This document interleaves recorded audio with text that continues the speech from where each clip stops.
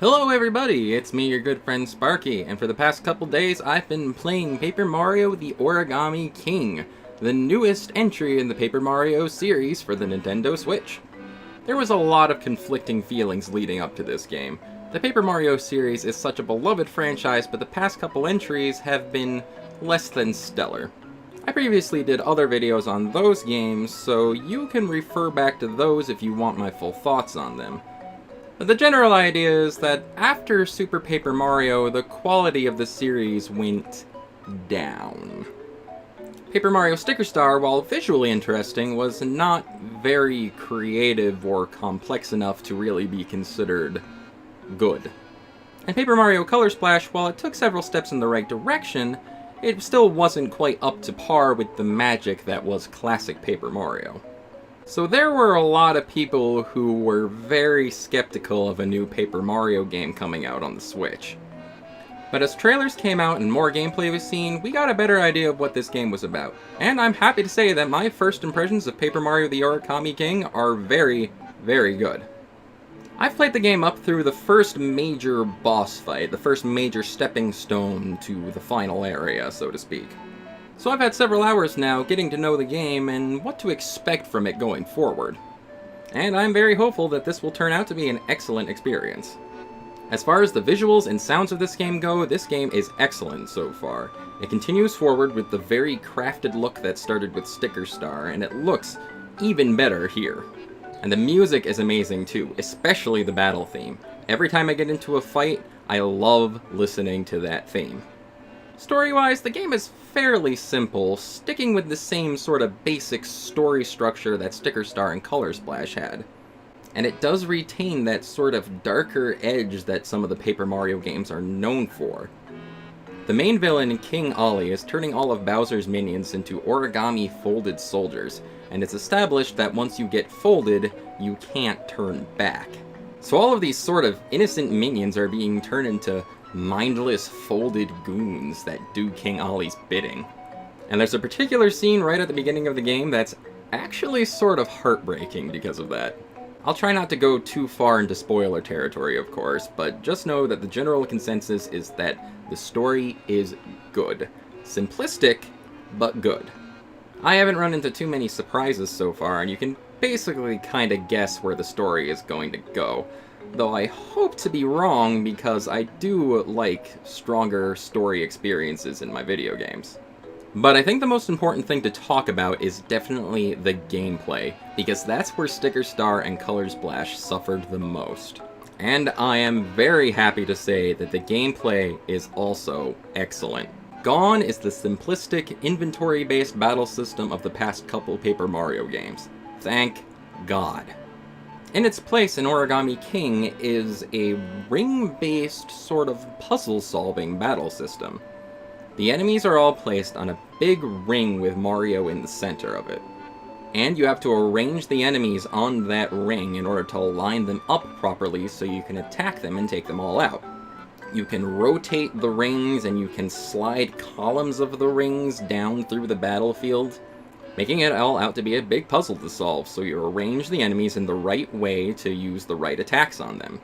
It creates a strategic experience that really makes you think. It's not terribly difficult in most cases, but once in a while it can definitely trip you up. You typically fight enemies in big groups or even waves of battles, so if you don't do the puzzle right, you can end up taking a lot of damage. And while the regular battles with normal enemies don't tend to be too difficult, it's definitely another story with the boss fights.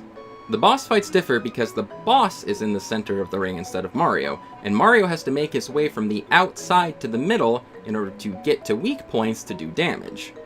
So you end up having to arrange the rings to create a path to the boss, and you have to line up an attack panel at the end of the path so you can attack the boss, and you can also line up power-ups and health so you can deal more damage or resist the attacks better.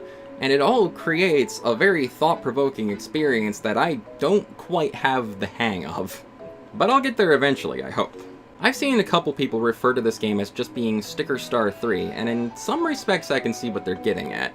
But I really feel like that oversimplifies things, and it ignores the differences that this game brings forward to make it truly unique and truly interesting. There are some similarities to Sticker Star and Color Splash, of course. The more simplistic tone of the story, and oddly enough, it goes back to not having any experience points or any kind of level up system in the battles. Battles, again, are just about gathering coins. But since you don't have an inventory of attack items to deal with anymore, you end up not spending all your money on stickers or cards. Instead, you can buy accessories and equipment to power up Mario. And even though there's no experience points to gain, because you're putting your coins towards useful resources to improve your chances in battle, it creates a sense of progression without there needing to be a level up system. Not to mention, Mario just has his basic jump and hammer abilities all the time in battle like the old games. It's pretty refreshing, honestly. And speaking of the old games, there's one important design element that really relates Origami King back to the first two Paper Mario games, and that's the way the world is structured. The first two Paper Mario games had big connected worlds to explore. There was no map screens or anything, and the world around Mario felt sort of complete. But in Sticker Star and Color Splash, they settled on having individual areas divided up by a Super Mario World type map screen. And it never really felt right like that. But in Origami King, those map screens are gone, and it is much more like the first two Paper Mario games. And that makes me a very happy Sparky. And I'd say that phrase helped me sum up my feelings towards Origami King so far. This game makes me a very happy Sparky. My one main concern with this game is that the puzzle-like battle system may become tedious or inconvenient as you go on with the game and it gets more difficult. Like in late game areas, if you're dealing with these real big complex masses of enemies to fight, and if you don't do it right, you end up just getting trashed and beaten up.